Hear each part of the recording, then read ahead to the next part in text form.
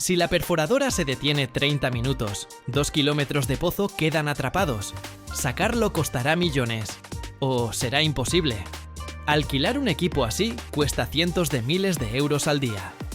La broca que perfora el granito cuesta lo que un departamento y se rompe en días. Y si calcularon mal la presión, el gas sale con tal fuerza que solo una válvula de decenas de toneladas puede detenerlo. Entré a una plataforma de perforación y vi cómo es la verdadera lucha contra las profundidades. Te muestro cada punto crítico, desde la broca hasta el sistema de control de surgencias. Y te cuento qué pasa en ese segundo en que la perforadora llega al gas.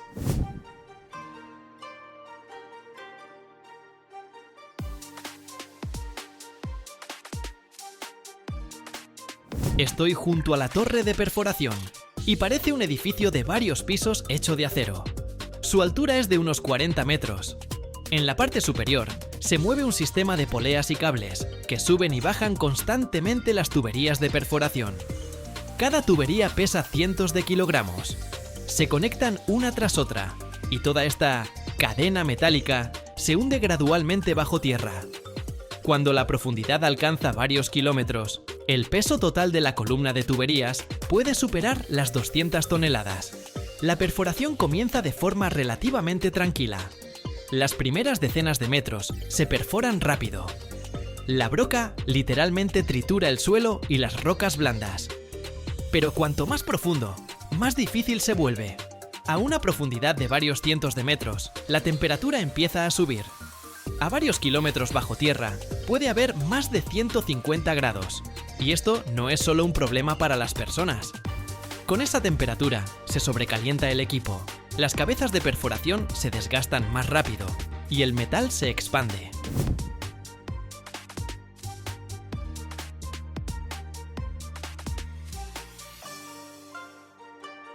Me muestran una broca de perforación, el artefacto que literalmente muerde la roca. Parece diseñada para un rover de Marte. Por dentro lleva aleaciones ultra resistentes y diamantes industriales. De otra forma, simplemente no se puede atravesar la roca. Algunas brocas cuestan como un departamento en el centro de una gran ciudad. Y lo más increíble, a veces se rompen en pocos días. Mientras la broca gira allá abajo, desde arriba bombean sin parar el lodo de perforación. Es un líquido muy espeso, parecido a yogur sucio. Lo inyectan con bombas a alta presión a través de toda la columna de tubos. Baja a toda velocidad, enfría la broca, arrastra los fragmentos de roca y regresa a la superficie con los pedazos de piedra. Hasta los desechos se ven fascinantes aquí. Los geólogos leen literalmente esos trozos de roca, como la historia del planeta.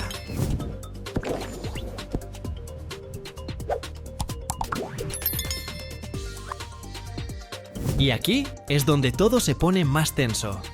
Bajo tierra, la presión cambia constantemente. Si el lodo de perforación se vuelve demasiado ligero, el gas o el petróleo pueden salir disparados hacia la superficie.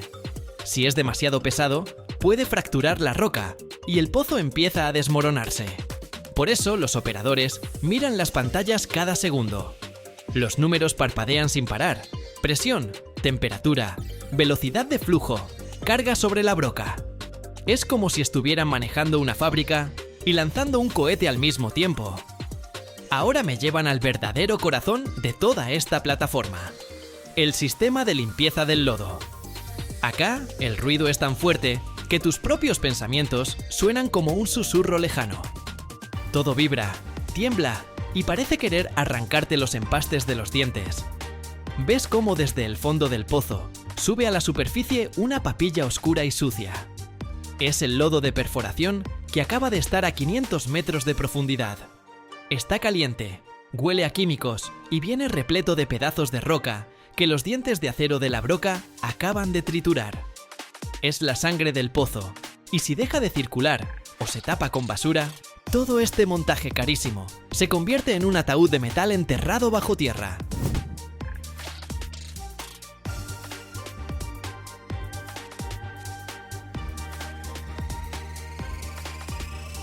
Primera parada en nuestro recorrido: las mesas vibratorias, que los especialistas llaman cribas vibrantes.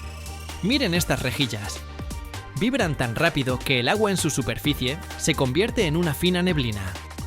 Estas estructuras separan los trozos grandes de roca, lo que alguna vez fue granito sólido o piedra caliza. En una sola hora pasan por estas cribas 20 o 30 toneladas de lodo. Este es un momento crítico. Si la malla se rompe, y aunque sea un solo trozo de piedra pasa al sistema, va a destrozar las bombas costosas de 50.000 euros más rápido de lo que tardas en terminar tu café de la mañana.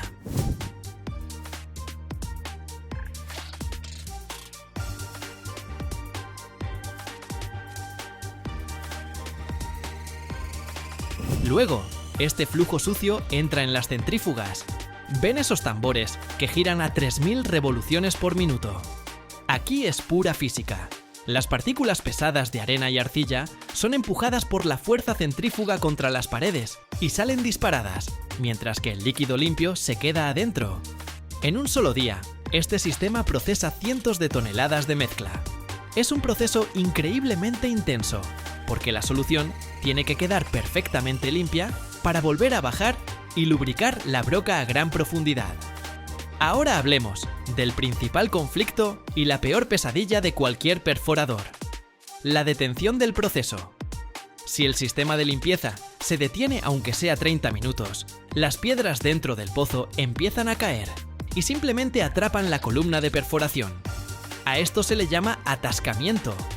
Para sacar ese fierro atrapado, a veces hay que gastar millones de euros o directamente abandonar el pozo y empezar todo desde cero.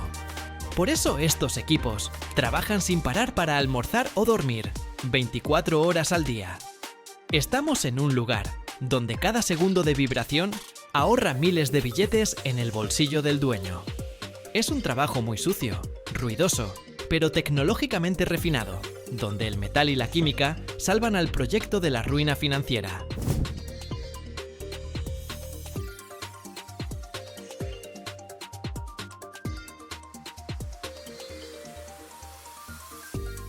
¿Cómo funciona una torre de perforación o la limpieza del lodo de perforación? En pocas palabras, estás viendo la batalla real del ser humano contra las entrañas del planeta en tiempo real.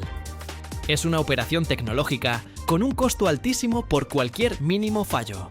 Continuamos nuestro recorrido, porque el lodo limpio ya está listo para volver a las profundidades oscuras, donde le espera un verdadero infierno. Otra cosa que realmente me impactó es lo lento que puede ser el proceso de perforación. En las películas parece que un pozo es perforar y listo. En realidad, atravesar 1 kilómetro puede llevar semanas.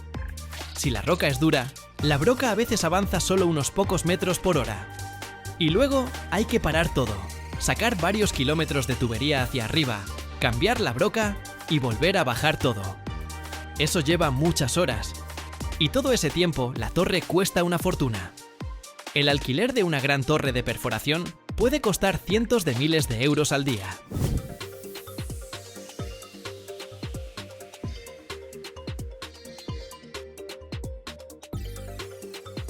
Cuando el pozo se hace más profundo, sus paredes necesitan refuerzo. Se bajan tuberías de acero de gran diámetro, y el espacio entre la tubería y la roca se rellena con cemento. De lo contrario, la presión de las rocas simplemente aplastaría el pozo. Básicamente, bajo tierra están construyendo una estructura de múltiples capas de acero y concreto, solo que vertical y a varios kilómetros de profundidad. El momento más peligroso es cuando la broca llega al yacimiento de gas. Aquí todos se mueven especialmente rápido, pero sin pánico. Si los cálculos de presión fallan, puede haber una erupción. Gas y líquidos salen disparados hacia arriba con fuerza brutal. Por eso en las plataformas de perforación hay enormes sistemas de prevención de reventones, válvulas metálicas que pesan decenas de toneladas. Pueden cerrar el pozo en un instante. Me muestran esta estructura y parece sacada de una película sobre un desastre industrial.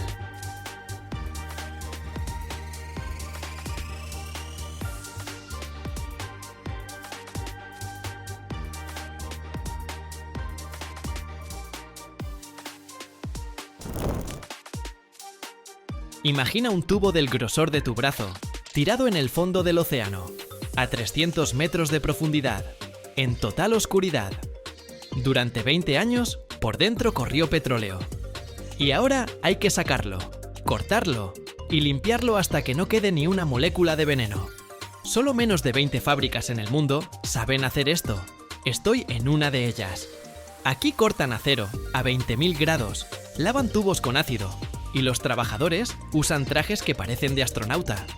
Es uno de los trabajos más peligrosos de la industria y ahora vas a ver por qué.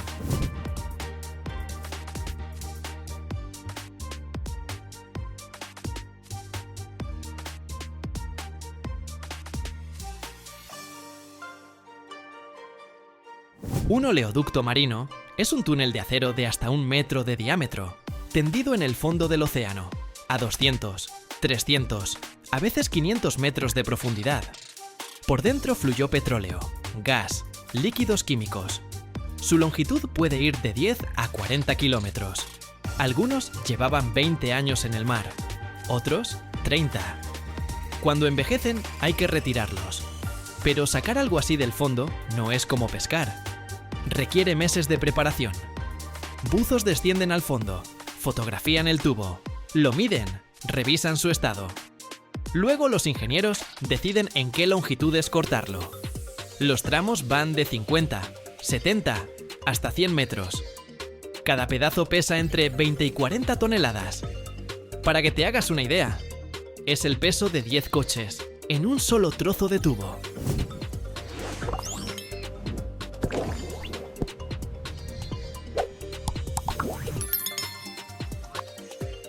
Cuando sacan un tramo del mar, parece sacado de una película de terror. Por dentro, agua de mar, sedimento espeso, restos de petróleo y productos químicos que se descompusieron durante años. Esa mezcla es tóxica, inflamable, explosiva. Y con eso hay que trabajar casi con las manos desnudas. Bueno, casi. La limpieza empieza en un tanque enorme, una especie de bañera especial, donde meten el tubo. El agua se calienta a 60, 70 grados. El agua caliente disuelve la suciedad, el sedimento viejo, todo lo que se fue pegando durante 20 años. El tubo se queda ahí varios días. Los operarios lo van girando, cambian el agua. Es como remojar una sartén con restos quemados, solo que la sartén pesa 30 toneladas y está llena de veneno.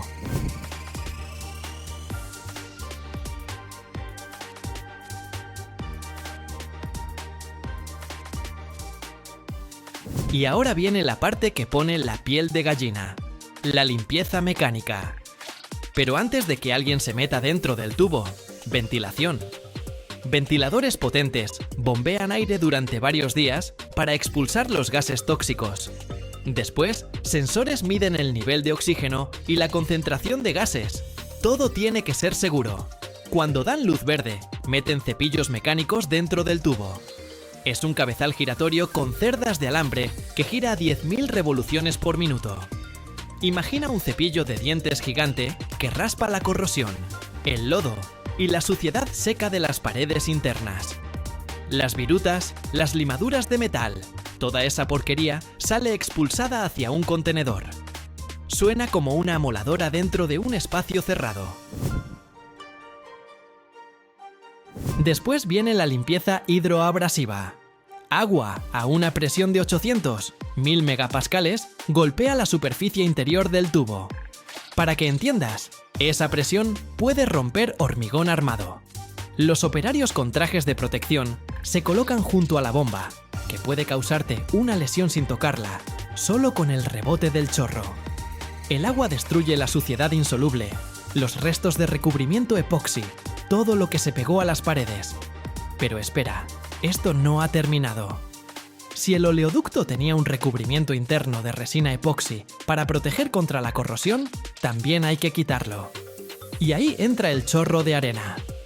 El tubo se coloca en una cámara especial, donde arena fina o microesferas de vidrio vuelan a 150 metros por segundo, más rápido que el sonido. Arrancan el recubrimiento capa por capa.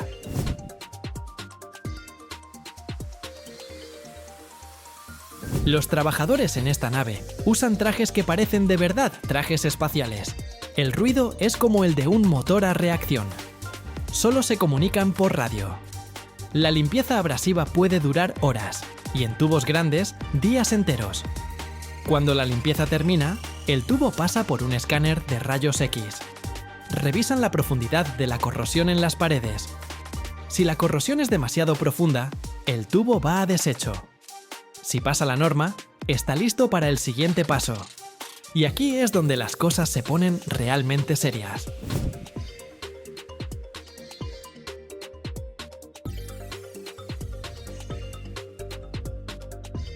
El corte. Los oleoductos marinos tienen paredes de entre 9 y 15 milímetros de grosor. Es acero que pasó 20 años en agua salada. Se volvió frágil, pero sigue siendo resistente. Cortarlo es un riesgo. Si la sierra se atasca, la presión puede reventar el tubo. Una chispa cerca de restos de gas y hay explosión. El primer método es el corte manual con oxígeno. El operario sostiene un soplete con mezcla de oxígeno y acetileno. La temperatura de la llama, 3000 grados Celsius. Imagina, estás ahí parado, sosteniendo algo más caliente que la lava, cortando acero que puede agrietarse en cualquier segundo. Un error, quemadura, herida o algo peor. Si tienes un trabajo donde te sientas en un escritorio, escribe en los comentarios "gracias" y suscríbete.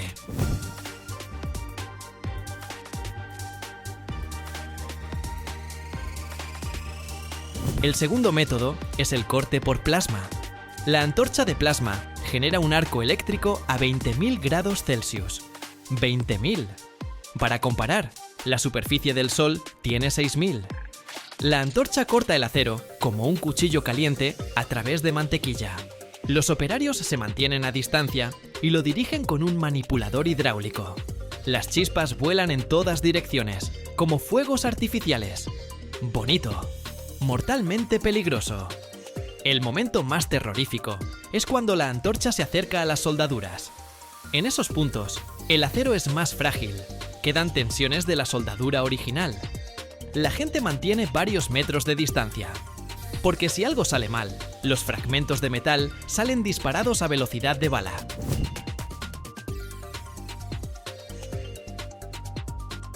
El tiempo de corte depende del diámetro. Un tubo de medio metro de diámetro, 2 o 3 horas. 2 metros de diámetro, ya son varios días, porque solo un puñado de especialistas en el mundo trabaja con esas dimensiones. Después del corte, sacan el trozo con una grúa. El peso puede llegar a 50 toneladas. El borde cortado está afilado como una navaja, quemado, todavía caliente a unos 100 grados. Manipuladores especiales lo levantan con cuidado para que no golpee otro equipo. Luego los trozos van al almacén. Algunos se funden en hornos para hacer acero nuevo. Otros, si su estado lo permite, se reconvierten en tubos nuevos para otros proyectos.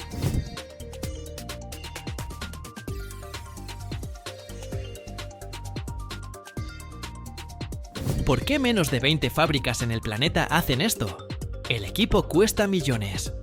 Sistemas hidroabrasivos, antorchas de plasma, equipos de seguridad. Ninguna fábrica común puede permitírselo. Los trabajadores son especialistas formados durante años y en el mundo hay muy pocos. Limpiar y cortar un solo tramo de tubo de 1 metro de diámetro y 50 metros de largo cuesta entre 10 y 50.000 euros. Y lo más importante, el peligro.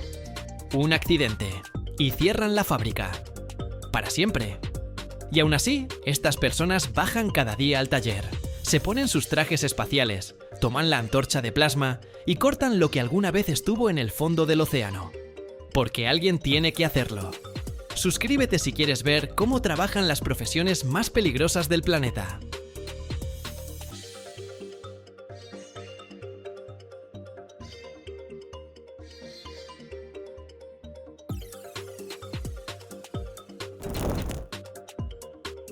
Estas columnas sostienen puentes enteros y ahora mismo estoy en medio de la planta, donde literalmente las moldean a mano los maestros.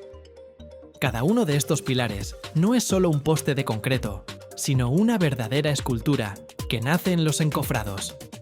Llegué aquí tempranísimo en la mañana, cuando todavía había niebla sobre el terreno, pero ya se escuchaba a lo lejos el rugido de la mezcladora de concreto.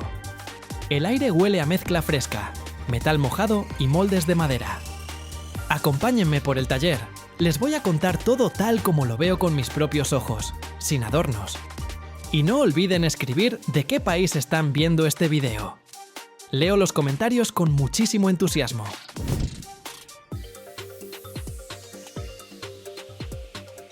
Lo primero que salta a la vista son esas enormes formas metálicas. Están alineadas una tras otra, cada una con más de 20 metros de largo y casi 2 metros de ancho. Los trabajadores las limpian y las cubren con un aceite especial para que luego el concreto se desprenda fácilmente. Me acerqué y la toqué.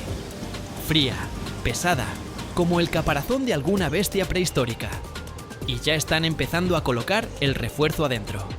No son simples varillas, sino toda una estructura de gruesas barras de acero, cada una de 2 centímetros de diámetro. Las sueldan y las atan con alambre a mano, para que todo quede bien firme. Una de esas estructuras pesa varias toneladas, y la levantan con grúa, despacio, como si alguien estuviera colocando con cuidado un esqueleto dentro de un cuerpo. Me quedo ahí pensando, ¿cuánto trabajo hay en cada centímetro? Luego viene el concreto. Lo preparan en mezcladoras gigantes, y las proporciones aquí son exactas, como en una farmacia. Por cada parte de cemento, llevan 3 partes de arena, 4 partes de grava y un poco de agua con aditivos que hacen que la mezcla fluya. Un trabajador con casco me muestra el panel de control. La automatización mide todo hasta el gramo, porque un error de un 1% puede arruinar todo el lote.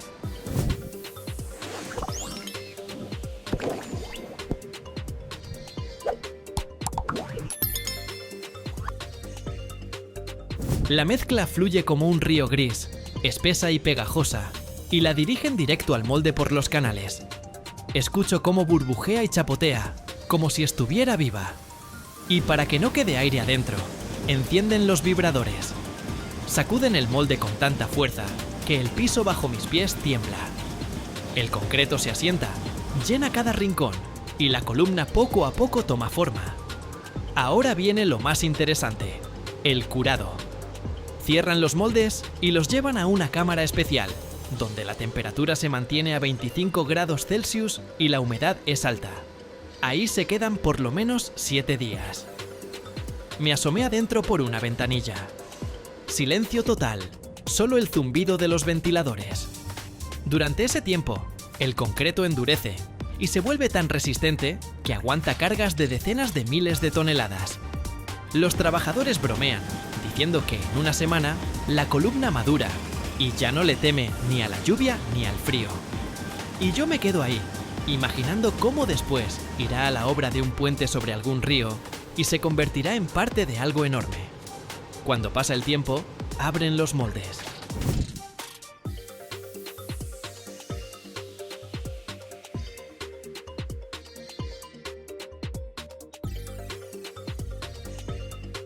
La grúa levanta los lados, y ahí está, una columna lista, lisa, gris, brillando bajo el sol. Pero eso no es todo, hay que verificarla. Un maestro con un martillo golpea suavemente la superficie, escucha el sonido. Si suena claro, significa que no hay huecos por dentro. Después miden la longitud, exactamente 21 metros con 5 centímetros, tal como indica el proyecto. Y además hacen pruebas de resistencia. Cortan un pequeño cubo y lo presionan con una prensa hasta que se rompe. Los números muestran que todo está bien. Aguanta más de lo necesario.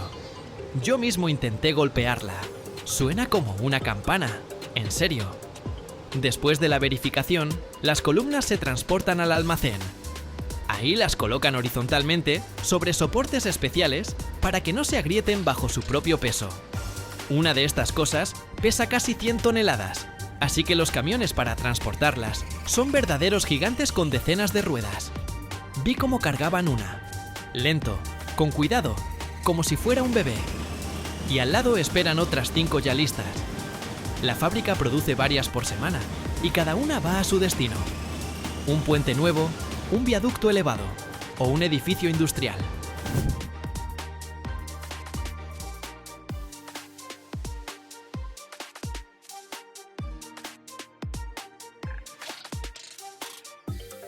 Recorrí toda la planta una vez más, desde la mezcladora hasta el almacén, y me tiemblan las manos de pura emoción.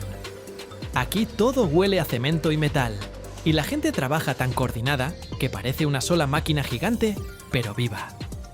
¿Y saben qué es lo más chistoso? Yo pensaba que el concreto era algo aburrido y gris, pero en realidad hay tanta precisión y fuerza detrás que dan ganas de quitarse el sombrero ante cada trabajador. Así nacen esas columnas que después sostienen puentes.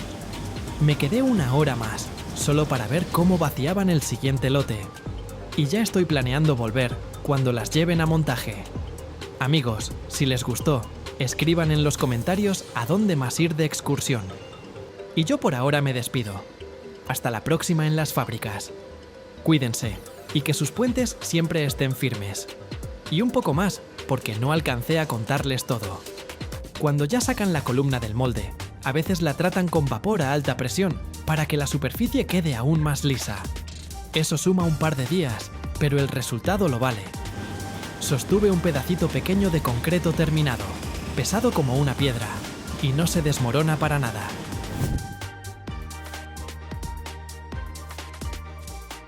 El trabajador me dijo que una columna así dura 100 años o más, si todo se hace bien.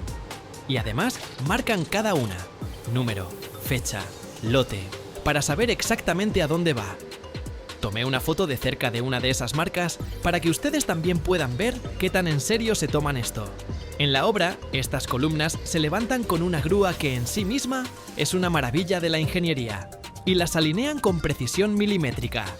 Luego las conectan con las vigas y las placas, y así toda la estructura sostiene la carretera sobre el agua. Vi fotos del montaje. Las columnas parecen soldados en formación, rectas e inamovibles. Aquí, en la fábrica, entendí cuántas cosas tienen que coincidir para que todo salga perfecto. Desde la calidad de la arena hasta la temperatura en la cámara, cada detalle importa. Otra cosa que me impresionó fue cómo ahorran materiales. Los moldes son reutilizables, los usan cientos de veces y los restos de concreto los reciclan. Nada se desperdicia. Hablé con un ingeniero que me mostró el esquema.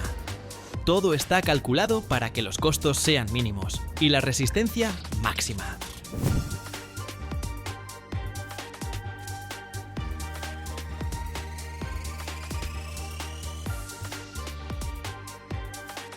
Estos puentes sostienen a todo un país.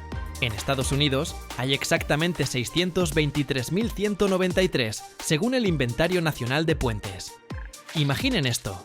Cada día, más de 163 millones de viajes en auto se hacen por puentes que ya están en mal estado. La gente va al trabajo, transporta carga, sale de viaje. Y nadie sospecha que bajo sus ruedas hay estructuras que ya cumplieron su ciclo de vida hace rato. La edad promedio de un puente estadounidense es de 47 años, aunque su vida útil proyectada es de apenas 50. O sea, la mayoría ya está al límite. Bueno, ya voy camino al auto, pero no puedo dejar de pensar en todo lo que vi. La planta trabaja a toda máquina, y hay varias columnas más esperando su turno. Gracias por acompañarme en este recorrido.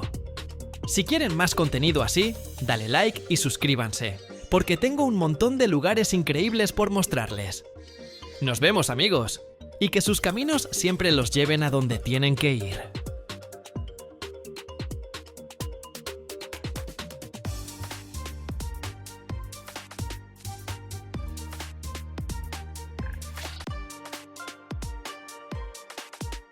¿Un material suave hecho de piedra? Sí. Cada año se producen millones de metros cúbicos de lana de roca en el mundo, pero cuando la ves en la tienda, parece casi inofensiva. Placas amarillentas ligeras, rollos, mantas de fibras suaves. Y solo cuando llegas a la fábrica, entiendes que no es un aislante de estantería, sino un material que nace casi como roca volcánica después de una erupción. Llegué al lugar donde la piedra se convierte en una masa aérea de miles de millones de fibras delgadas, capaces de detener el frío, el fuego y el ruido.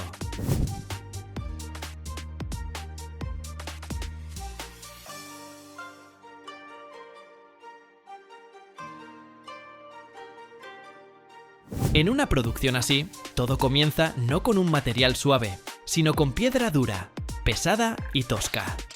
La base para la lana de roca suele ser basalto, diabasa, dolomita y otras rocas minerales. Son trozos negros o grises de aspecto ordinario, que parecen más grava para carreteras que el futuro aislamiento térmico de una casa. Todo empieza muy lejos de la fábrica, en las canteras, donde literalmente cortan de la tierra el basalto, la diabasa, la dolomita y otras rocas minerales en enormes capas. Llego a un lugar así, y frente a mí no hay simplemente un hoyo en el suelo, sino un verdadero anfiteatro de piedra, con terrazas por las que se arrastran lentamente camiones volquete de muchas toneladas. Aquí no hay nada suave ni delicado. Es una etapa dura y pesada, donde todo empieza con explosiones, equipos de perforación y maquinaria. Primero, los geólogos identifican las zonas con la composición de roca adecuada, porque para la lana de roca no solo importa la dureza de la piedra, sino también su balance mineral.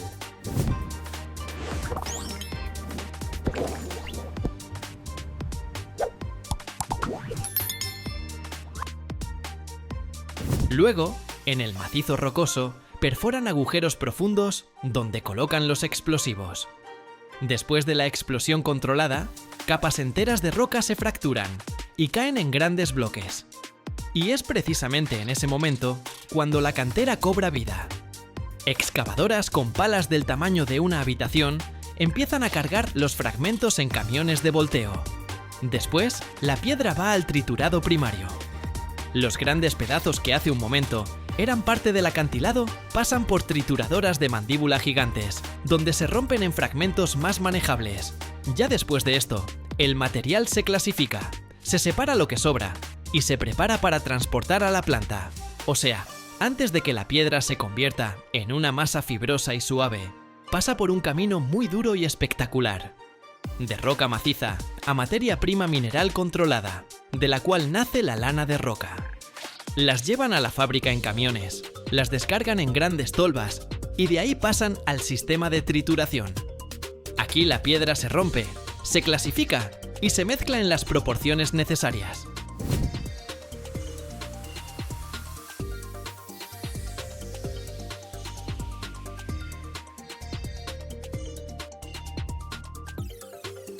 En esta etapa, la producción todavía parece casi una cantera, pero luego todo se vuelve mucho más interesante. Después de preparar la materia prima, la envían al horno de fusión. Y aquí comienza lo que realmente me encanta de estas fábricas. La temperatura dentro del horno sube a aproximadamente 1500 grados Celsius. La roca, que hace poco era dura y fría, empieza a perder forma, a hundirse, y luego se convierte en una masa espesa e incandescente. Es como si alguien le hubiera enseñado a una montaña a fluir. El torrente de masa mineral líquida brilla con un color naranja intenso y parece lava, solo que no en el cráter de un volcán, sino en el corazón industrial de la fábrica. Y aquí llega mi momento favorito de todo el proceso, la formación de las fibras. Porque la lana de roca no se corta de un bloque, no se prensa de polvo ni se infla como espuma. Literalmente la extraen de la roca fundida. Dirigen la masa líquida hacia centrífugas o discos que giran a alta velocidad, rotando como locos.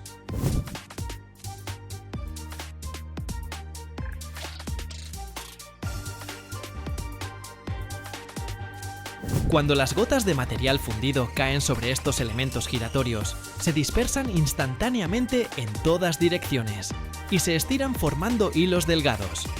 Es muy parecido a la producción de algodón de azúcar, solo que en lugar de azúcar hay piedra, y en lugar de una máquina de feria, una máquina industrial que opera a temperaturas tan altas que el metal empieza a ponerse al rojo vivo.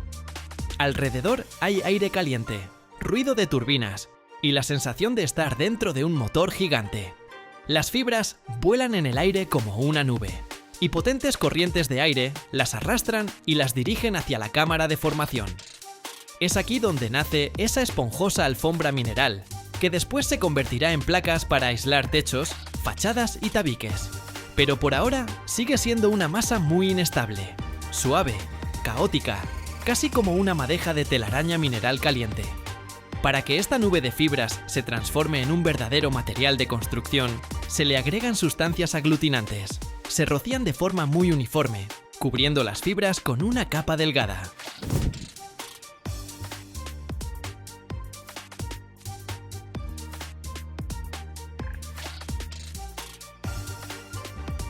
Luego, todo esto se deposita sobre una cinta transportadora en forma de una gruesa manta de fibras.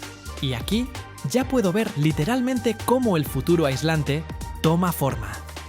Al principio es esponjoso y voluminoso, como una nube mineral, pero después pasa por un sistema de rodillos y marcos calibradores que le dan el grosor exacto. Después, el material se envía al horno de polimerización.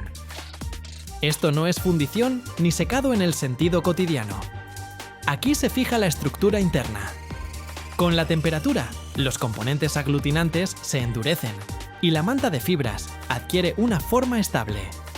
Si hasta ese momento la lana de roca parecía una masa esponjosa, después del horno ya se comporta como un producto industrial terminado. Puede cortarse, prensarse, transportarse e instalarse en obras. Una satisfacción aparte es ver cómo el material pasa de una masa sin forma a una geometría muy precisa. Después del tratamiento térmico, las placas enormes avanzan por la línea de corte.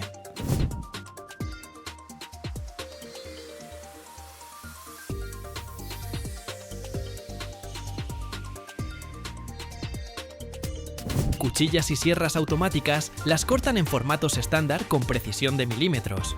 Aquí comienza una estética completamente diferente. Ya no es fuego y metal fundido, sino ingeniería pura. Las placas se alinean, se empacan, se comprimen para el transporte, se envuelven en film plástico y se envían. Y todo esto sucede a tal velocidad que apenas te da tiempo de pasar la vista de una etapa a otra. Lo que más me fascina de la lana de roca es que parece algo ligero y suave, pero por su origen es literalmente roca de montaña fundida. Y ahí hay una paradoja industrial. Uno de los materiales de construcción más suaves al tacto nace en uno de los ambientes más duros que puede existir en una fábrica. Calor extremo, polvo, vibración, estruendo, centrífugas, hornos, transportadores. Y al final sale un material que luego se ocultará tranquilamente detrás de una placa de yeso o una fachada y hará su trabajo en silencio durante décadas. Y hay otro punto que se siente mucho en la producción. La lana de roca no solo se valora por su aislamiento térmico.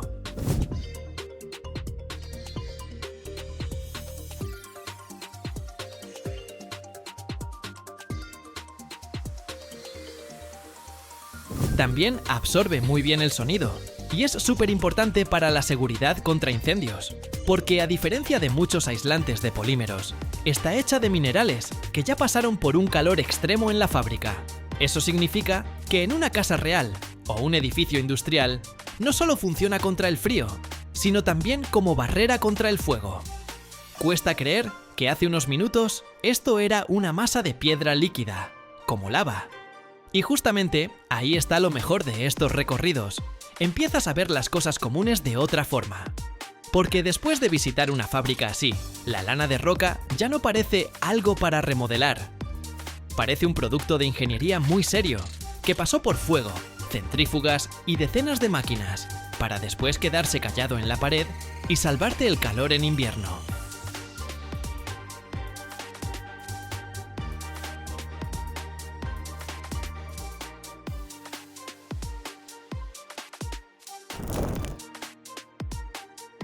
¿Y si les dijera que su smartphone tiene más plata de la que piensan? Y que es precisamente la plata, no el oro, la que mantiene toda esa electrónica funcionando. Estoy ahora mismo en la planta de Heraeus en Hanau, Alemania. La compañía opera desde 1851, o sea, es más antigua que la propia unificación de Alemania como Estado. Y todo este tiempo han estado refinando metales preciosos. Hoy, plata. Y les prometo que después de este video nunca más van a ver su teléfono de la misma manera.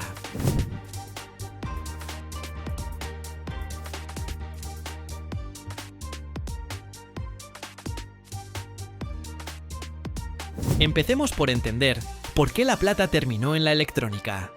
El oro es hermoso, no se oxida, lo adoran los joyeros y los bancos centrales. Pero la plata tiene una propiedad que la hace irreemplazable en la industria. Es el mejor conductor de electricidad entre todos los metales. Mejor que el cobre, mejor que el oro, mejor que cualquier cosa. Simplemente el mejor, sin discusión.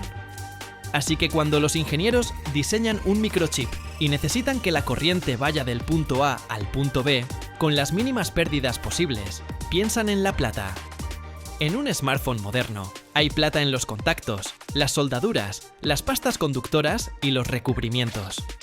No es mucha, pero sin ella el teléfono simplemente no funciona. Ahora hablemos de dónde sale toda esa plata. A diferencia del oro, los yacimientos puros de plata son raros. La mayor parte de la plata del mundo se extrae como producto secundario al minar plomo, zinc o cobre. El mineral contiene plata en pequeñas cantidades y hay que extraerla de ahí.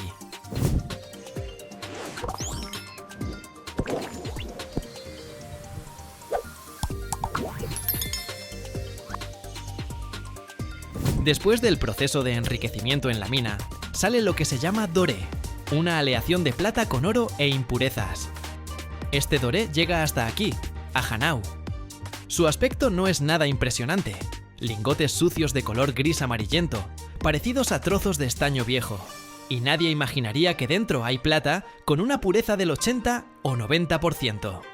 La primera etapa es la fundición y copelación. Los lingotes de doré se cargan en el horno. La temperatura alcanza unos 1100 grados Celsius. A esta temperatura, la plata y el oro permanecen en la aleación, mientras que el plomo y otros metales base se oxidan y pasan a la escoria, o son absorbidos por una base porosa llamada copela. De ahí viene el nombre del proceso.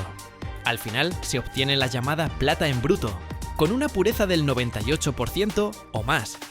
Ya se parece a la plata, pero todavía no es lo que necesita la industria. Luego viene el refinado electrolítico, y aquí es donde la planta se transforma en algo parecido a un laboratorio químico gigante. A lo largo de la nave hay filas de cubas con electrolito, una solución de nitrato de plata.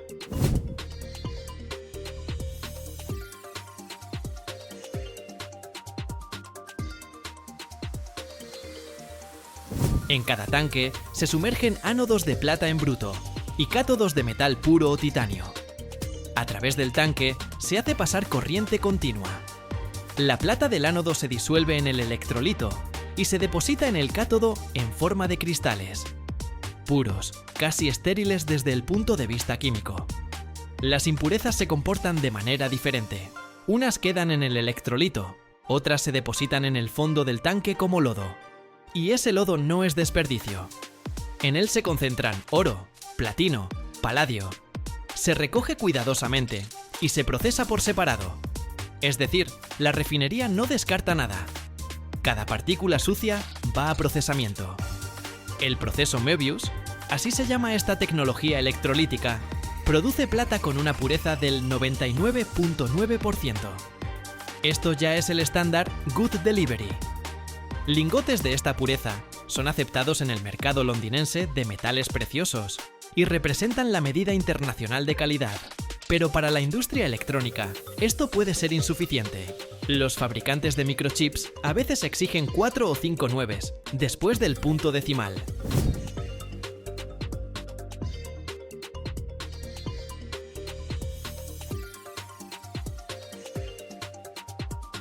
Y entonces, la plata pasa por una purificación adicional, fusión por zonas o precipitación química. Aquí el trabajo es más fino, casi de joyería, donde cada nuevo 9 después de la coma cuesta cada vez más esfuerzo. Los cristales de plata depositados en los cátodos se retiran manualmente o mecánicamente según el diseño de la celda. Su aspecto es impresionante, delicadas estructuras arborescentes de color blanco plateado, como escarcha de invierno sobre el vidrio. Esta es plata casi pura en su forma cristalina original, antes de fundirse y convertirse en lingotes, o transformarse en polvo, alambre o pasta para aplicaciones específicas. Para la electrónica, la plata se usa principalmente como pasta conductora. Es una mezcla de polvo de plata fino con aglutinantes, que se aplica sobre sustratos mediante serigrafía, casi como imprimir sobre camisetas, pero con metal y bajo microscopio. Por cierto, si te interesan los detalles del proceso de impresión en camisetas, déjamelo saber en los comentarios.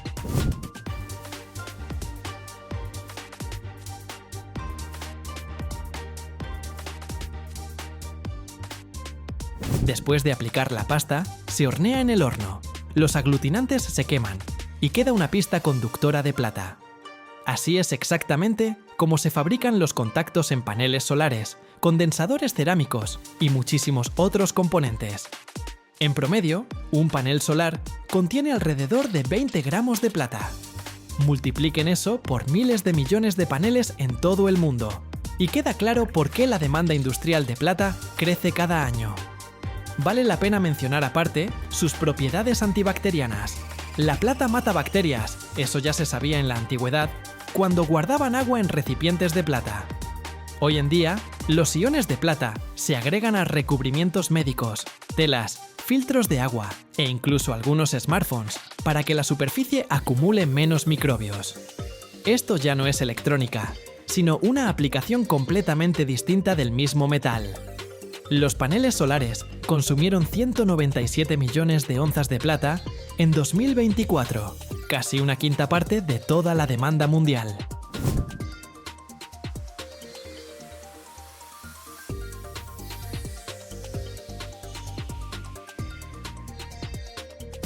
Un auto eléctrico contiene hasta 50 gramos de plata, el doble que un auto convencional de combustión interna. Y aquí viene el detalle: la escasez de plata. El mercado de plata lleva 4 años consecutivos consumiendo más de lo que produce.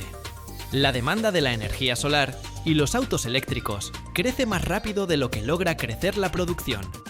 Y a diferencia del oro, la plata se gasta sin retorno. Se distribuye en microchips, paneles y contactos en cantidades tan pequeñas que reciclarla no es rentable. El oro de los celulares viejos se recupera y se funde, pero la plata simplemente se pierde. Por eso la escasez es real, y los analistas pronostican que la situación solo va a empeorar en los próximos años, especialmente si la energía solar sigue creciendo a este ritmo. Observé cómo los cristales crecían lentamente en los cátodos. No es un proceso rápido, varios días por ciclo.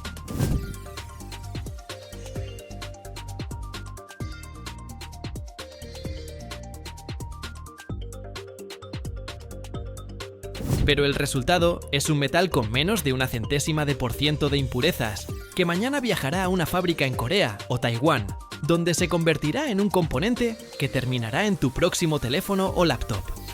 La plata recorrió todo un camino, de lingote sucio de doré a cristal en el cátodo, luego a pasta, después a microchip, y nadie en el camino siquiera lo notó. Así de invisible es este metal, sin el cual la electrónica moderna simplemente no funciona. Suscríbete al canal. La próxima vez veremos otro material que no esperabas encontrar dentro de las cosas cotidianas.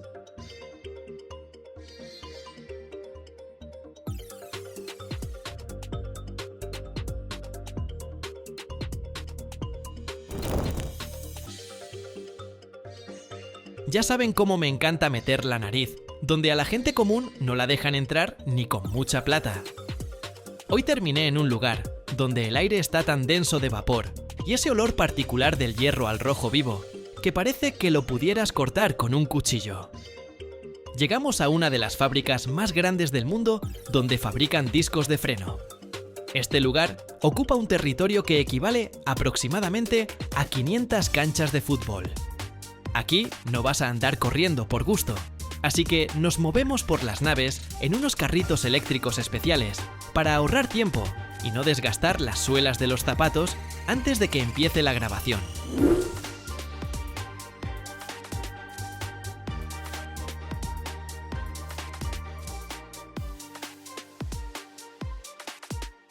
Todo comienza con lo que la mayoría llamaría simplemente un montón de chatarra. Es bastante irónico. Lo que más tarde detendrá tu auto a 120 km/h, ahora parece una enorme pila de basura oxidada. Viejos radiadores de hierro fundido, algunas partes de carrocerías, vigas retorcidas y otras piezas de metal inútiles. Pero para esta fábrica, esto es un verdadero tesoro. Un enorme electroimán, suspendido de una grúa, levanta de golpe varias toneladas de este hierro y lo arroja con estruendo en la boca de un gigantesco horno de inducción. Se ve bastante escalofriante si te paras demasiado cerca. El horno zumba en una frecuencia tan baja que ese sonido no lo sientes con los oídos, sino en algún lugar profundo del pecho, como si tu corazón intentara sincronizarse con este pesado ritmo industrial.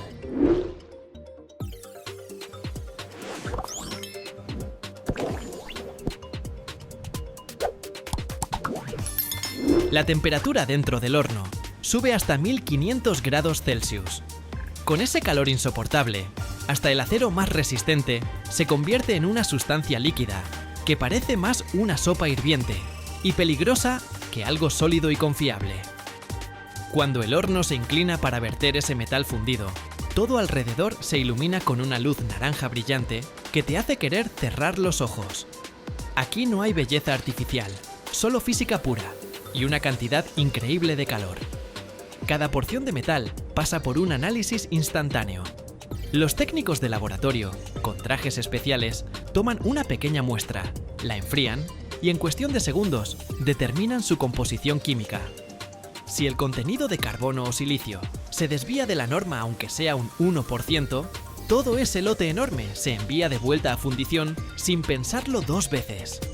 Aquí no perdonan errores, porque el precio de esa falla puede ser demasiado alto para el consumidor final.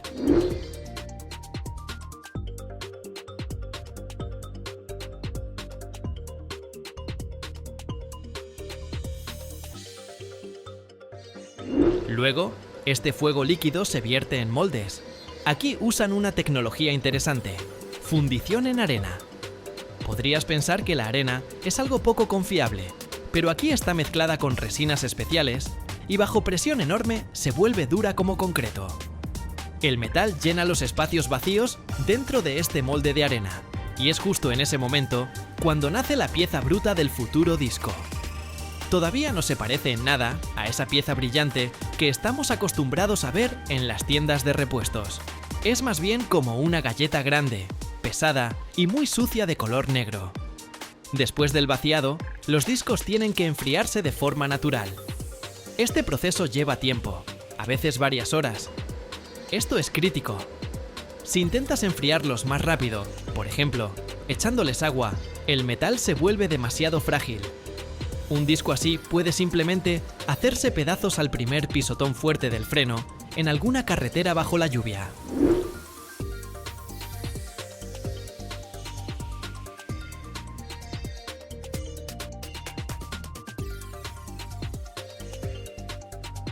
Cuando las piezas están apenas tibias y no al rojo vivo, van directo al taller de mecanizado. Aquí es donde empiezan a mandar los robots. Trabajan 24 horas al día, 7 días a la semana, sin pausas para almorzar ni quejas sobre su duro destino. Cada disco cae en las garras de un manipulador que lo coloca en una máquina de control numérico.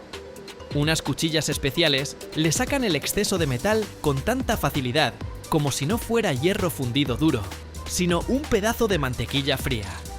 En esta etapa reina una precisión fanática. Una desviación de 0,8 milímetros ya se considera un fracaso total. Ese disco nunca llegará al almacén, porque provocaría una vibración que en pocos meses destrozaría la suspensión del auto y obligaría al conductor a gastarse un dineral en reparaciones.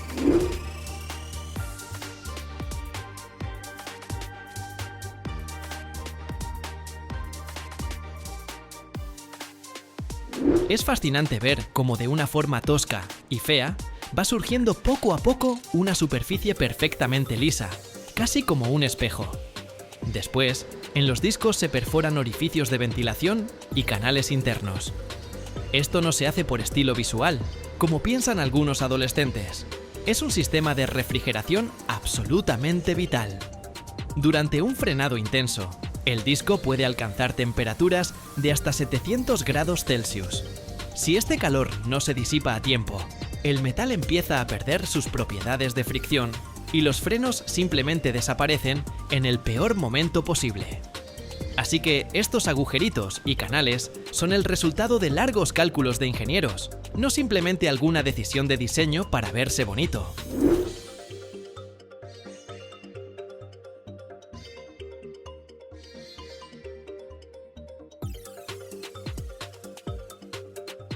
Después de eliminar toda la viruta sobrante, cada disco pasa por un balanceo dinámico. Es muy parecido a lo que hacen con las ruedas de tu auto en el taller de llantas, pero aquí el nivel de precisión es decenas de veces mayor. Un dispositivo especial hace girar el disco a velocidad altísima y detecta el más mínimo desbalance de masa. Si un lado resulta más pesado, aunque sea por 3 o 4 gramos, la máquina automáticamente perfora un pequeño hueco, casi invisible en el lugar exacto del borde, para igualar el peso. Ahora el disco está perfectamente balanceado y listo para funcionar a cualquier velocidad sin ruidos extraños ni vibraciones.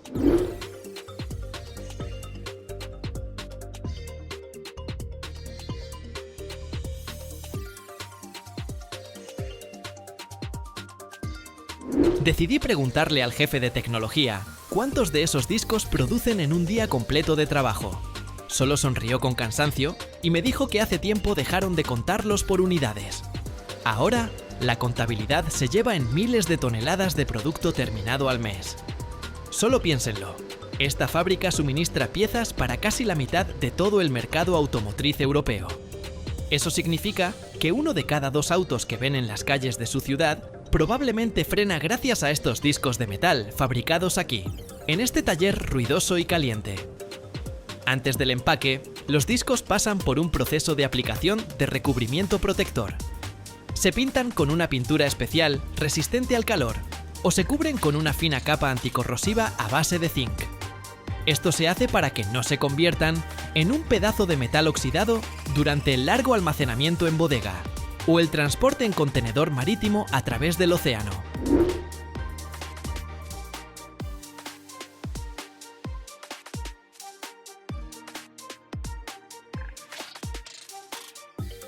Por supuesto, después de los primeros kilómetros de conducción, esta pintura en la superficie de trabajo desaparecerá completamente por la fricción colosal de las pastillas, pero los bordes y las partes internas quedarán protegidos contra la sal y la suciedad del camino. La última etapa, y probablemente la más importante, es el control de calidad final. Y no se trata de una simple inspección visual por un trabajador cansado al final del turno. Aquí utilizan escáneres ultrasónicos y equipos de rayos X de última generación. Buscan defectos internos como burbujas de aire o microfisuras imposibles de detectar incluso con lupa. Aunque el disco se vea perfecto por fuera, si el rayo X detecta un hueco de 2 milímetros en lo profundo del metal, va directo a la trituradora. Aquí nadie escatima en seguridad, porque todos entienden perfectamente que de esta pieza depende directamente la vida del conductor y los pasajeros. Suscríbete y pronto emprenderemos juntos otro viaje fascinante.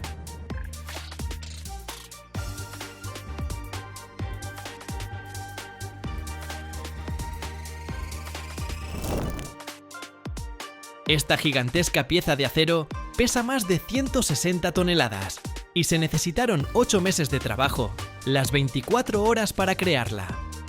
Cientos de miles de litros de agua pasan cada segundo a través del rodete de la turbina hidráulica bajo una presión tremenda. Su fabricación es un viaje desde el metal fundido en el molde hasta el fresado de precisión milimétrica. Hoy vamos a ver cómo nacen los gigantes que dan luz a ciudades enteras.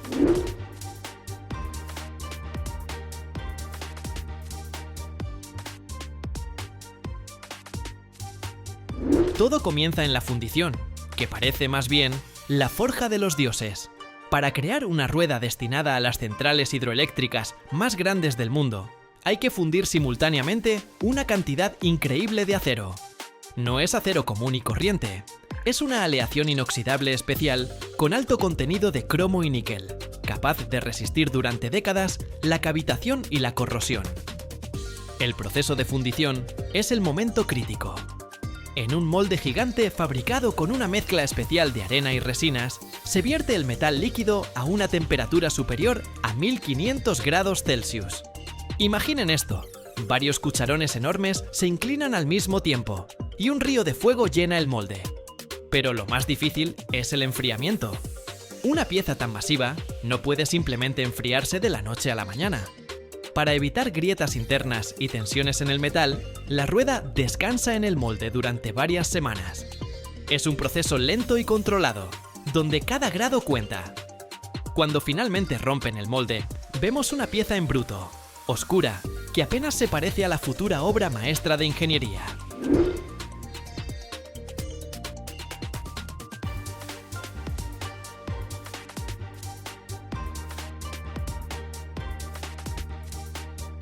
Ahora, esta pieza en bruto, de 170 toneladas, se traslada al taller de mecanizado.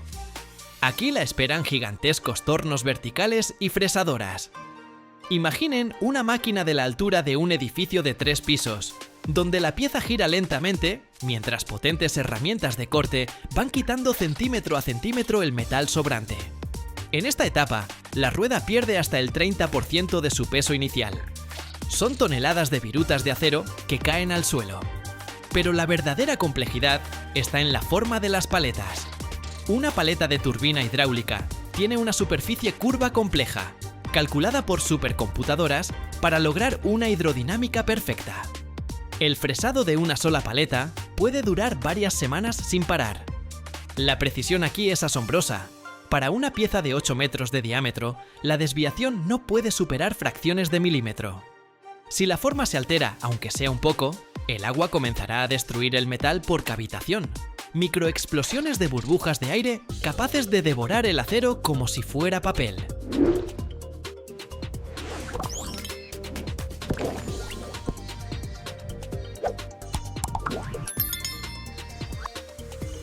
Después de que la máquina termina el trabajo principal, llega el momento del trabajo manual. Sí, no te equivocas. Incluso en la era de los robots, el acabado final de estos gigantes lo hacen personas. Maestros pulidores, con respiradores y trajes protectores, pasan semanas puliendo la superficie de las aspas. Esto no se hace por estética. Cuanto más lisa sea la superficie, menor será la resistencia al agua y mayor será el coeficiente de rendimiento de la turbina. Una rueda perfecta debe brillar como un espejo. Cada soldadura, cada microfisura, se revisa cuidadosamente con ultrasonido y rayos X. Cualquier burbuja dentro de la fundición puede provocar una catástrofe cuando la rueda comience a girar a 75 revoluciones por minuto, bajo la presión de una columna de agua de 200 metros de altura. La última etapa en la fábrica, y quizás la más importante, es el balanceo. La rueda pesa 150 toneladas. Si un lado pesa, aunque sea 1 kilogramo más que el otro, durante la rotación se generará una vibración que simplemente destruirá la represa de concreto.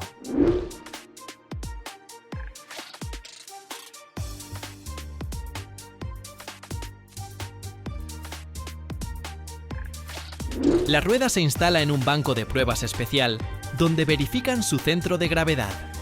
Es un trabajo increíblemente delicado.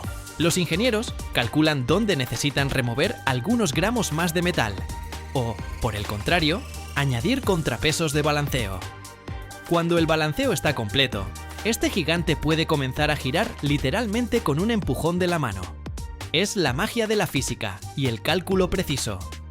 Cuando este titán de acero finalmente sale del taller de pulido final, brillando con la superficie espejo de sus álabes, los ingenieros enfrentan una tarea que en complejidad no es menor a la fabricación misma.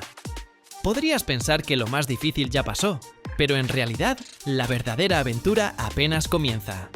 La entrega de la turbina a la central hidroeléctrica es una pesadilla logística y al mismo tiempo un espectáculo increíble. Porque estamos hablando de un objeto cuyo diámetro alcanza los 10 metros. Es la altura de un edificio de 3 pisos acostado de lado.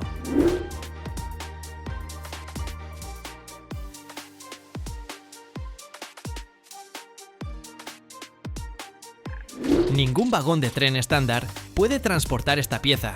Ningún puente común en una autopista tiene suficiente altura para que este gigante pase por debajo. Este objeto es tan ancho que ocupa 3, incluso 4 carriles al mismo tiempo, haciendo que su transporte por carreteras públicas sea prácticamente imposible sin una preparación masiva previa. Por eso, el camino hacia el corazón energético del país suele comenzar en el agua. Grúas portuarias gigantes, capaces de levantar cientos de toneladas, bajan con cuidado la turbina sobre la cubierta de una barcaza especial. Es la forma más segura y confiable de transportar estas cargas. La barcaza avanza lentamente por las arterias fluviales, pasando esclusas y grandes ciudades.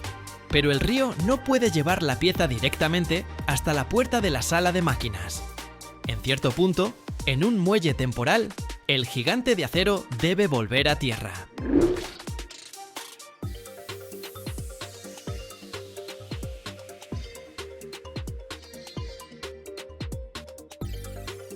Aquí lo espera un transporte modular de múltiples ejes, una maravilla de la ingeniería sobre cientos de ruedas, cada una controlada de forma independiente.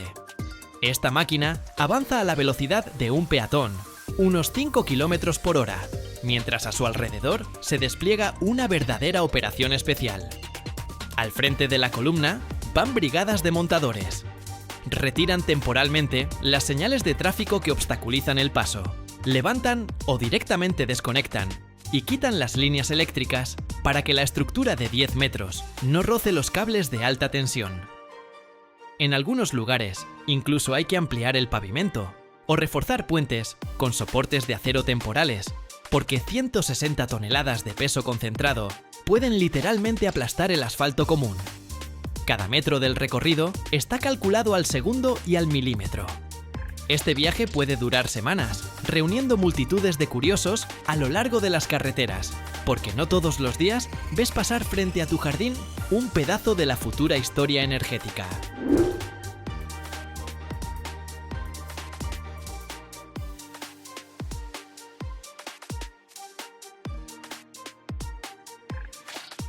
Y por fin estamos aquí, en el corazón mismo de la central hidroeléctrica.